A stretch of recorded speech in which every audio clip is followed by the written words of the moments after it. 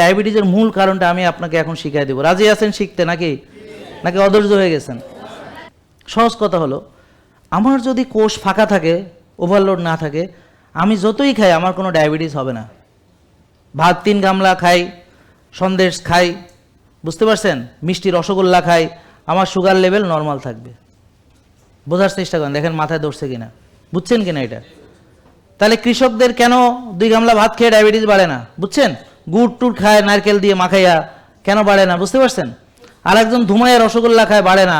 আর আমি একটু রুটি খেলে আমার বেড়ে যায়। বোঝার চেষ্টা করেন।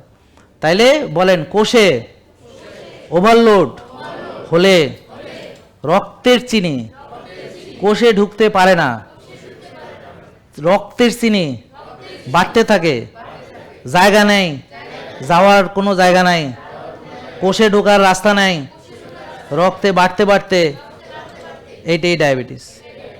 শেষ।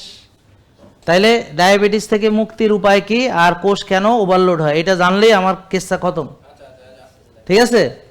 তাহলে বলেন, বেশি খেলে, বারবার খেলে, ভুল খাবার খেলে, ব্যায়াম না করলে, অলসতা করলে, বিলাসিতা করলে, বিলাসিতা মানে রহিম আর মা, করিম আর মা, সকিনা আমরা মাজা দিয়ে সংসার চালে, নিজেরটা শেষ।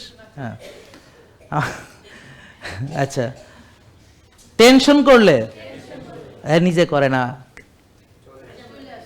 নাজিল হয়, জনাব ইবলিস নাজিল করে। হ্যাঁ, টেনশন করলে, রাত জাগলে, অনিয়ম চললে, নিজেকে গুরুত্ব না দিলে, নিজের জন্যে সময় নাই, নিজের কোনো যত্ন নাই,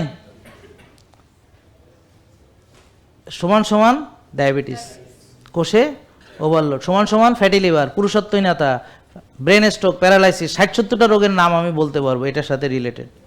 নাকি বুঝতে পারছেন ভাই? তাইলে ভালো হয়েছি আমরা যারা, কিভাবে বলেন, নিয়ম মেনে। জেকে লাইফস্টাইল লিমিটেড, ওষুধ মুক্ত সুস্থ জীবন।